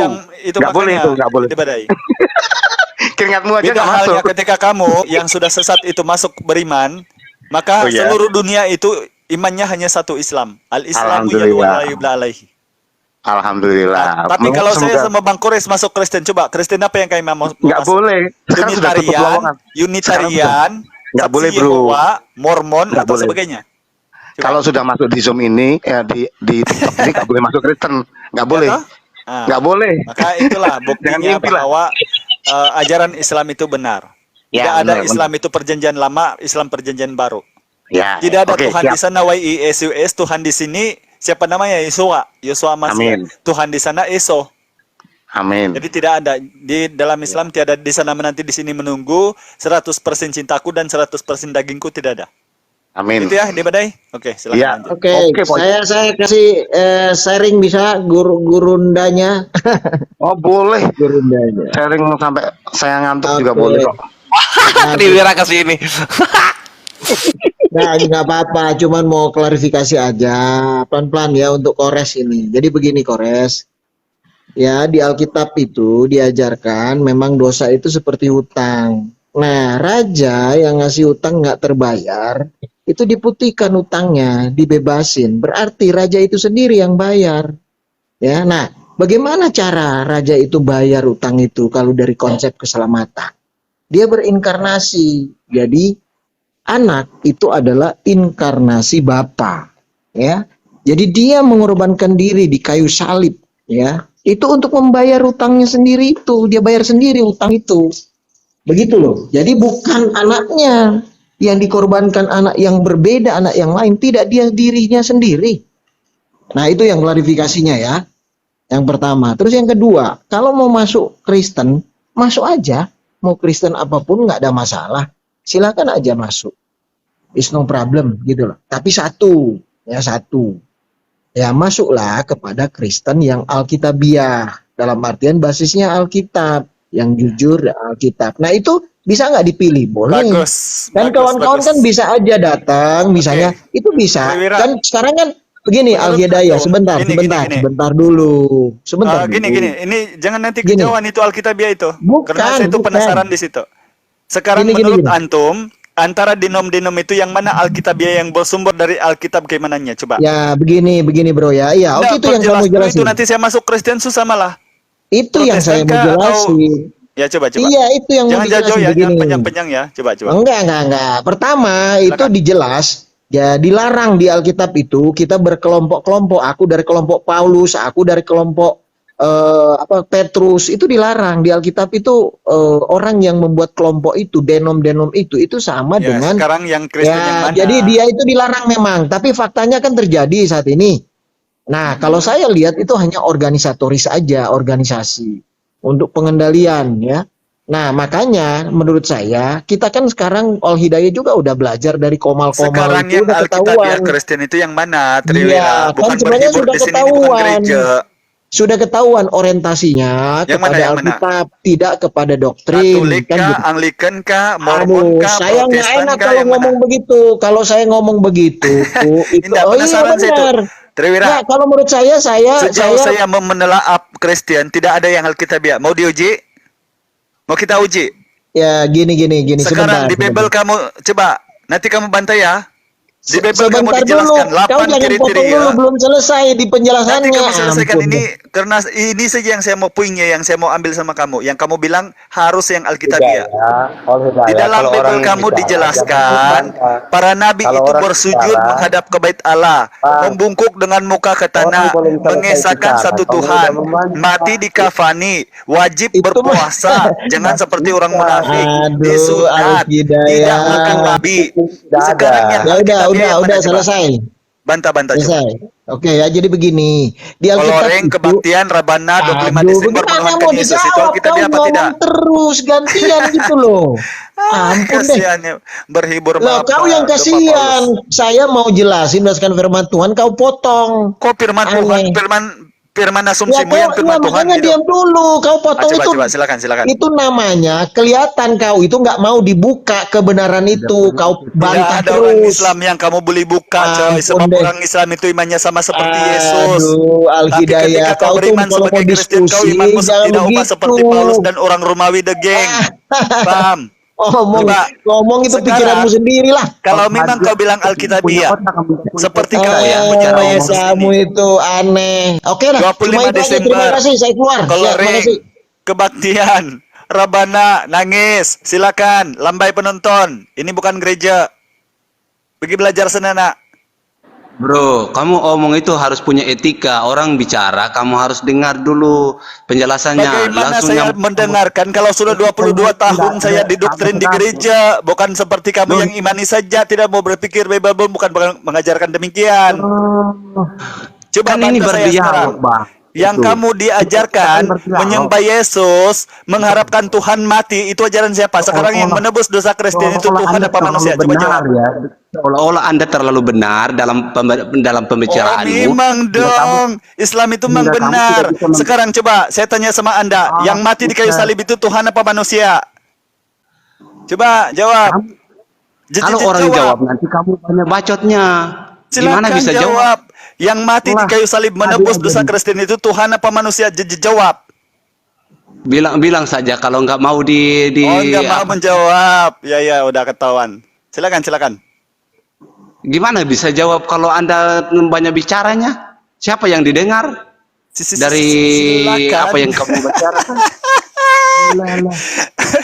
Oke, silakan.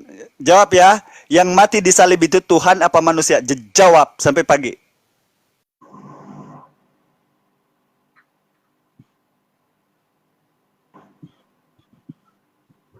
Oke, kemanusiaannya, lihat loh, kalau kita baca di sini ya. Jangan kamu banyak bacotnya nanti. Kalau saya baca, kita harus sama-sama menghargai ya. Nanti dibilang khotbah atau apalah, nanti kamu banyak bicaranya. Oke, di sini dikatakan pengorbanan Yesus itu Allah mengambil rupa manusia untuk berkorban demi manusia ini yang berharga di mata Tuhan. Makanya kalau raja itu mengindahkan pengorbanannya demi melunasi hutang-hutang, dosa itu kan sebagai hutang ya, artinya yang menghalang kita kepada Allah, berkomunikasi kepada Allah ya. Dosa itu yang membatasi kita berhubungan dengan Allah, itu adalah dosa yang paling fatal secara rohani. Nah ini ketika Yesus mati di kayu salib, dosa itu manusia itu telah bisa berhubung langsung kepada Allah, seperti itu loh Bang. Terbuktinya Yesus itu mati dan dia bangkit, membuktikan iman orang Kristen ketika Yesus bangkit itu adalah menyembah Allah yang hidup Bang, bukan menyembah Allah yang mati. Kematian Yesus itu sebagai belas kasihan buat kita yang berdosa ini. Kebangkitannya menunjukkan bahwa iman Allah yang jelas lah. Udah gantian ya. Saya bacakan di Yohanes. Belum selesai ya? Saya bacakan di Yohanes. Belum. Okay. Yohanes 3 ayat 16 itu. Yohanes 3 ayat 16 dikatakan di sini. Yohanes 3:16 itu utusan dan hamba ya. Tunggu dulu. Saya belum selesai baca. Nanti baru sanggah. Kan kamu punya etika juga toh? Iya, makanya saya membantu kamu kan. Seorang hamba tidaklah lebih tinggi dari tuannya, atau seorang utusan dari yang mengutusnya, itu Yohanes 13:16 kan? Atau Yohanes 3:16 yang begitu besar kasih Allah, gitu. Ya, tunggu saya baca dulu Bang. Jangan so tahu juga. Oh iya, coba. Teman-teman, bentar teman-teman, apa Al Hidayah sama Bang Joe, jadi buat teman-teman yang di bawah netizen ya, saya untuk sementara saya cas dulu baterai saya penuh, baru saya agak Mimi, lambai dulu Al Hidayah, Mi. Lama tidak ketemu ini, kebetulan kita berdampingan ini, Mi. Apa kabarmu Al Hidayah? Alhamdulillah. Itu kapan kamu bersyahadat, Mi? Kamu ini masa mengikut Paulus terus? Malam ini aku bersyahadat, tapi lanjutkan dulu dialog. Alhamdulillah, meninggalkan Yesus Tuhan, Meme. Ya, lanjutkan dulu dialog dengan Bang Joel. Saya cas agak penuh. Nanti naik lagi, Mimi. Nanti naik lagi. Mending gini, lu ngecas sambil lu pulang dulu ngambil laptop. Mending gitu. Gak bisa, jauh. Oh ya wes lah. Saya agak penuh dulu, baru kita dialog lanjut ya. Ya, sip. Oke, lanjut Joel. Yohanes 3:16. Ya, Yohanes 3 ayat 16 dikatakan, karena begitu besar kasih Allah akan dunia ini, sehingga ia telah mengaruniakan anak yang tunggal, supaya setiap orang yang percaya kepadanya tidak binasa, melainkan beroleh hidup yang kekal. Nah, kalau kita lihat di Roma yang referensinya ini, Roma 5 ayatnya yang Roma 10 ayatnya yang ke-13, saya bacakan ya Bang. Nah, Roma 5 ayatnya yang ke-13 Roma 10 ayat 13.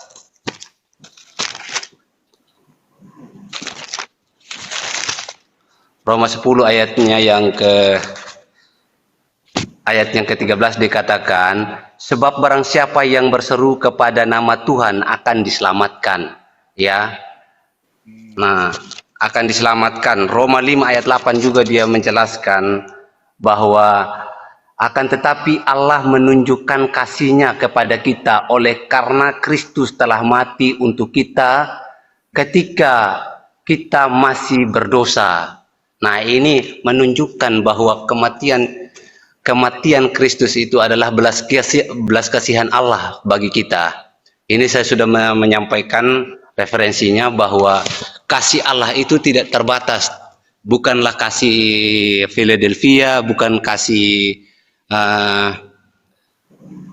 yang kasih Allah itu adalah kasih agape, kasih yang tak terbatas. Karena Allah itu bukanlah Allah yang terbatas. Dia menjadi manusia, dia mengambil rupa manusia karena manusia itu adalah manusia yang mulia di mata Tuhan. Nah, kita tidak bisa membatasi kasih Allah. Contohnya, kalau kami orang Kristen mengakui bahwa Allah menjadi manusia, mengambil rupa manusia, itu yang Allah yang tidak terbatas, itu wajar bagi kami. Tapi kalau manusia menyamai Allah, itu adalah hal yang Anda katakan adalah penyembah berhala. Kenapa? Allah mengambil rupa manusia itu untuk manusia yang berdosa. Tapi kalau manusia menjadi Allah, itu adalah salah, hal yang fatal. Terima kasih. Bang Joel. Baik. Disinilah kita ini sebagai orang Melayu, sekali lagi kita disuruh belajar mengerti bahasa Melayu. Begitu besar kasih Allah akan dunia ini, sehingga dia mengaruniakan anaknya yang tunggal, supaya barang siapa yang percaya kepadanya tidak akan binasa melainkan peroleh hidup yang kekal. Fahami dong. Ya, tolong dong teman-teman Kristen belajar bahasa Melayu yang baik. Mengenal, percaya kepada Yesus bukan artinya Allah bilang barang siapa percaya kepada Tuhan mati, atau barang siapa percaya kepada Allah menjadi manusia. Bukan begitu bahasa Melayunya. Sebab Allah mengutus Yesus itu sebagai jalan. Yohanes 14 nomor 6.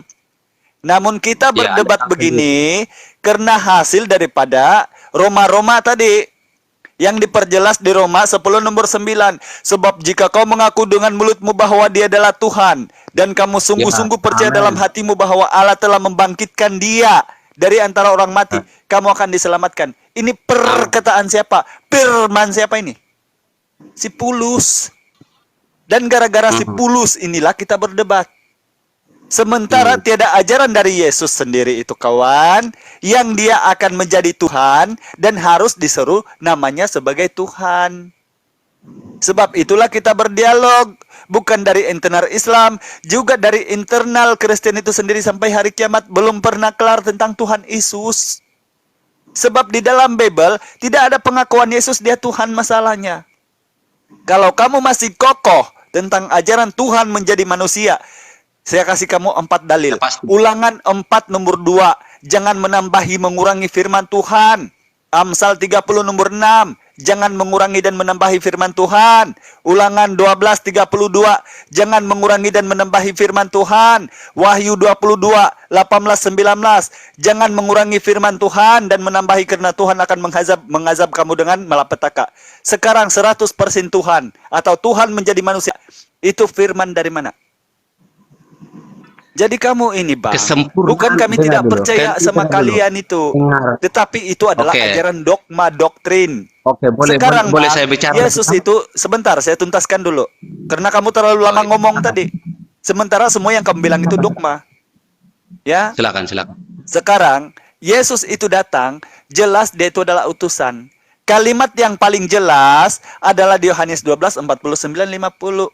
Ajaranku tidak berasal daripada aku, tetapi Bapa yang memerintahkan aku, dialah yang mengatakannya. Yohanes 5:30, aku tidak bisa berbuat apa-apa dari diriku. Sekarang kalau dia penebus dosa, Matius 16:27, sebab anak manusia akan turun diiringi oleh malaikatnya dalam kemuliaan Bapaknya, pada hari itu dia akan membalas setiap orang yang menurut perbuatannya. Sekarang Kristen yang tidak pernah disebut di Bible, obo-obo ingin mendapat keselamatan dari Yesus yang tidak mengenal Kristen. Kamu ini ajaran siapa sih? Paulus in the gang. Berhentilah mengabdi kepada anak Maria. Silakan. Ya, boleh saya jawab? Ya, berdasarkan Bapa yang mengutus aku, dikatakan di ayatnya, Anda hampir sama dengan logikanya Filipus. Ya, Filipus mengatakan, Tuhan, tunjukkanlah Bapa kepada kami. Jawab Yesus apa? Telah sekian lama aku bersama-sama dengan kamu, Pak Filipus. Mengapa engkau tidak melihat Bapa di dalam? Lihat di ayatnya yang ke-14. Yohanes pasal 14 ayatnya yang ayat yang ke-8. Kata Filipus kepadanya, Tuhan, tunjukkanlah Bapa itu kepada kami, itu sudah cukup bagi kami. Kata Yesus kepadanya, telah sekian lama aku bersama-sama dengan kamu Filipus, namun engkau tidak mengenal aku. Barang siapa telah melihat aku, ia telah melihat Bapa. Itu sangat jelas bahwa Anda mengatakan dikatakan tadi Anda sudah menyebut apa referensinya, Bapa yang mengutus aku. Sekarang Allah sudah jelas menyatakan dirinya. Tidak ada seorang nabi pun yang selalu berkata, aku berkata kepadamu, aku berkata kepadamu. Tapi kita lihat, Yesus selalu mengatakan kepada orang-orang sejamannya, mengatakan bahwa aku berkata kepadamu. Nabi selalu berkata, Allah berkata kepada Allah berkata, itu perkataan Nabi, ya. Kita mengakui bahwa Yesus ini adalah Nabi dan plus dia adalah Tuhan, lebih daripada Nabi. Tidak ada nabi-nabi yang sama dengan kenabiannya, yang sama dengan sikap keilahiannya Yesus. Oke, gantian Itu, lagi Bang. dong. Ya. Gantian lagi dong. Oke. Ya, Jadi silakan. sekali lagi Bang, tolong pahami bahasa Melayu dengan baik. Saya kira bahasa kita ini serumpun Malaysia dan Indonesia. aja, Bang, supaya Karena kita bahasa, pahami. jangan diputung dong. Saya diam kan kalau kamu ngomong. Gitu kan? Bahasa kita Indonesia dan Malaysia ini sama. Mengerti kita kok. Kalau Yesus mengatakan, telah sekian lama aku bersama-sama kamu Filipus, tapi kamu tidak mengenal aku. Barang siapa melihat aku telah melihat Bapa. Melihat ajaran yang diperintahkan oleh Bapa di Yohanes 12, nomor 49-50 tadi. Bukan melihat Yesus yang punya ehem, Bapa punya ehem. Bukan begitu. Bukan melihat Yesus yang ditinju, dipukul, dan diludah. Di Markus 14:65, Bapa juga boleh ditinju, dipukul, dan diludah. Seperti di 1 Timotius 6, nomor 16, Keluaran 33, nomor 20. Aneh bin ajaibnya, jika dipaksakan dogma Kristen ini bahwa Tuhan boleh ditinju dan dipukul oleh manusia. Di perjanjian lama dan perjanjian baru ini, saya comparekan ayat. Dialah satu-satunya yang tidak takluk kepada maut, bersemayam dalam terang yang terhampiri. Baginya lah segala hormat dan kemuliaan. Dia tidak pernah mati. Kalau para nabi berfirman, Tuhan itu tidak boleh dilihat oleh manusia karena manusia akan mati. Kebalik kalau ajaran Paulus. Manusia tidak boleh melihat Tuhan karena Tuhan akan mati. Ini ajaran siapa? Jadi, kalau Yesus mengatakan, sudah jelas bahwa kalau kau melihat aku, telah melihat ajaran dari Bapakku. Bukan artinya aku ini punya aham, ini punya terong, ini Bapak punya terong. Bukan begitu. Maksudnya, belajar dong bahasa Melayu dengan baik. Ya Bang, kawan. Kita santai aja. Silakan Bang Kores, lanjut dulu. Capek deh, kita ngopi dulu. Assalamualaikum. Waalaikumsalam. Silakan. Izin boleh nanya nggak? Ini masih ada yang Kristen nggak? Saya ada, saya. Oh ya. Saya gimana? Oke, ini kan apa ya, inkarnasi, terus itu Trinitas. Nah, itu kan yang dibahas dari tadi kan ya. Saya dari kemarin diskusi sama orang-orang Kristen nih, saya udah paham nih Trinitas kayak apa. Inkarnasi itu kayak kalimat, itu tuh kalimat dari Tuhan jadi manusia gitu kan. Kalimatnya jadi manusia. Tapi ini banyak hal yang nggak masuk, yang sulit diterima nih secara akal, logika. Kita tahu Tuhan itu di luar apapun yang bisa kita pikirin gitu loh. Kayak misalnya konsep waktu. Masa lalu, masa depan, masa sekarang ini, Tuhan ada di mana? Tuhan nggak ada di masa lalu, nggak ada di masa depan, nggak ada di masa sekarang ini. Di mana dia? Itu nggak bisa dijawab, nggak bisa dilekatkan konsep itu di Tuhan. Nah, sedangkan yang namanya pre-existence itu artinya keberadaan itu ada sebelum segala sesuatu ada, dan adanya dan terus ada. Itu artinya sesuatu yang inherent dengan Tuhan, gitu kan? Sedangkan kalau dikatakan dia itu pre-existence, Yesus itu pre-existence, artinya nggak bisa dilekatkan kata kapan pada Yesus itu. Nah, identitas yang disebut dengan Yesus itu, kalau kita baca itu di perjanjian baru itu tuh, itu tuh baru disematkan ketika umurnya 8 hari, waktu dia disunatkan, dia diberi nama Yesus. Sekarang saya tanya, mana dalilnya Yesus itu pre-existence? Yang disebut Yesus itu pre-existence, cari dari perjanjian lama sampai perjanjian baru yang terakhir. Kamu tanya ke saya ya? Oh gini, kalau saya nggak pakai kitab, saya kan, kamu kan percaya Muhammad, apa yang dikatakan Muhammad. Nah, saya percaya apa yang dikatakan Yesus. Yesus bilang, aku ada sebelum Abraham ada ya. Ya aku percaya Yesus, ya itu aja. Ya mana itu katanya itu Yesus ada gitu. yang disebut Oh, Yesus itu ada. Yesus sedangkan ngomong gitu. sedangkan Yesus dia ngomong gitu di dia Alkitab. Ya. pada waktu umur 8 hari baru dikasih nama Yesus. Mana tuh? Nah, Itu kan iya. dia bilang dirinya Kamu sendiri. kamu Dia kamu tuh pernah ada baca sebagai Alkitab nggak? apa? Sebagai Oke, bayi. oke. Apa sebagai apa? Ada nggak? Nah, Sedangkan yang itu disebut yang Yesus itu adalah identitas personal dari seseorang gitu. nah iya, itu Identitas kamu tadi kan personal ngomong dari seseorang yang dinamakan ketika dia berumur 8 hari. Oke. Artinya itu tuh Aku awal dari paham apa waktu yang kejadiannya itu pada saat itu. ya, kamu pinter, aku paham apa yang kamu maksud. Tapi kamu tadi bicara praeksisten. Lah itulah praeksisten. Kamu sudah jawab sendiri. Iya. Itu kan Ya, dia kan ya gimana? dia itu disebut sebagai Yesus manusia yang lahir anaknya Maria itu kan Yesus ya. Itu tuh Ya, identitas yang itu mengikat pada Yesus. persona yang namanya Yesus itu. Ya, itu namanya Tapi itu Yesus. ada nggak itu Yesus. sebelum itu? Nah gini kan aku tadi bilang, kalau kamu kan percaya Muhammad, aku percaya Yesus. Yesus ngomong aku ada sebelum Abraham ada. Lah aku percaya Yesus kok. Ya gimana? Nggak boleh, Pak. Hah? Kan kita orang sama-sama percaya, orang Buddha percaya Buddha, kamu orang Islam percaya Muhammad, aku percaya Yesus. Yesus ngomong aku ada sebelum Abraham ada. Ya aku percaya dia, gimana nggak boleh?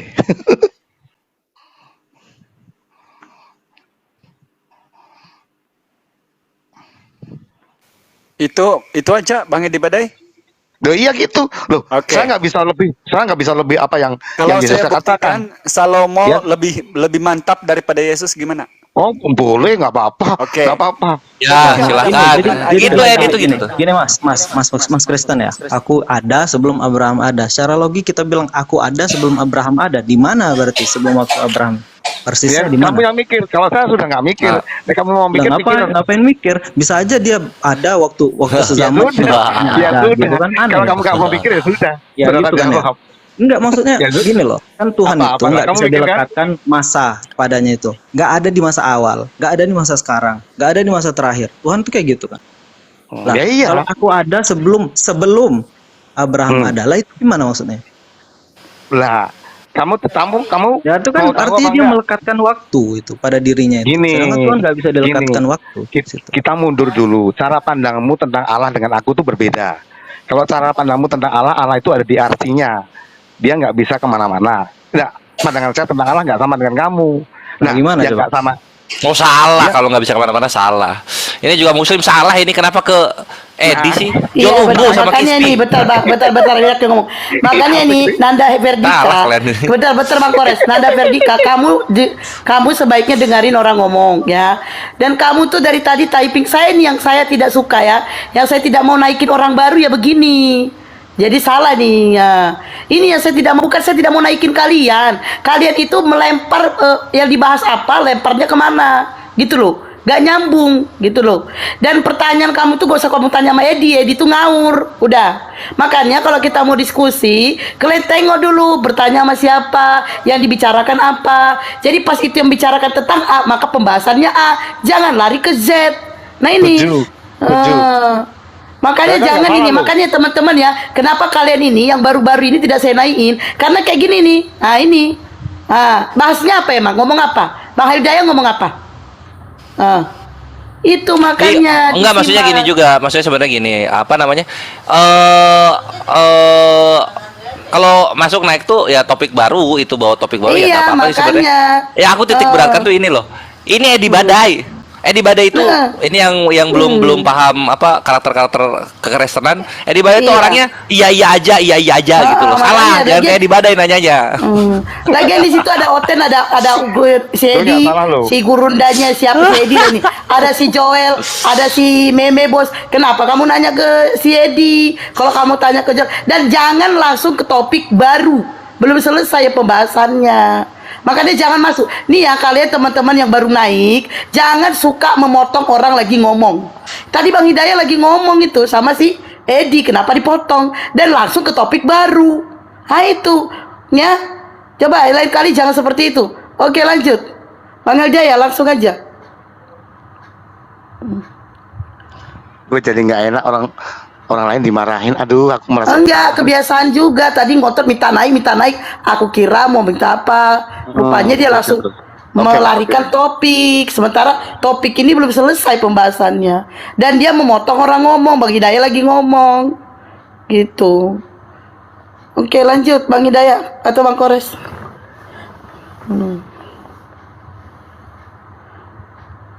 Lagian lu juga Edi, ngapain lu naik-naik? Aku lanjut aja. Aku mau sama Jol Umbu. Jol Umbu seru nih. Bentar lagi belajar pakai sarung sama peci dia.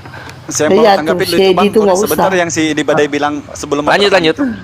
Ya, silakan. Saya mau sampaikan aja sama beliau ini supaya jangan kokoh di Yohanes 8:58 itu. Kalau itu perkataannya Pak Yesus hanya satu itu, Bang Edi Badai. Itu pun potongan karena orang-orang pada saat itu ngotot. Minta bro, jangan ngomong sama saya nggak enak. Sekarang gini. Ya, biar yang lain di aja. Amsal 8 ini gratis sama kamu yang tidak tahu membaca Bible-nya, imani sejak kata pendeta. Amsal 8 nomor 22 sampai di 30-nya coba dibaca. Mana lebih hebat Yesus dengan Abraham? Si Salomo. Ini saya baca ya.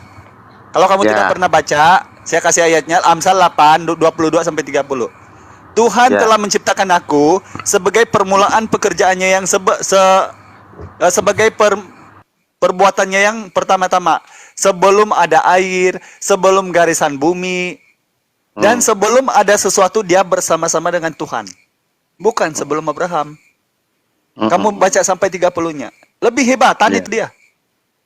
Yang pertanyaan kemudian timbul, kenapa tiada menuhankan Salomo yang lebih banyak istri? Dituhankan Yesus yang hanya digunakan pakai sosoknya untuk dihinakan, dijadikan tumbal menurut orang Romawi, tiba-tiba dijadikan Tuhan, obok-obok Kristen haleluya, berjoget-joget dan tapi kamu salah, saya nggak menuhankan Yesus kok. Kamu salah bicara dengan orang. Berarti jangan campuri kami dong, karena di sini kami berdialog sama orang penyembah anak Maria. Loh, dengar dulu Bang. Yang Anda kutip di Amsal itu,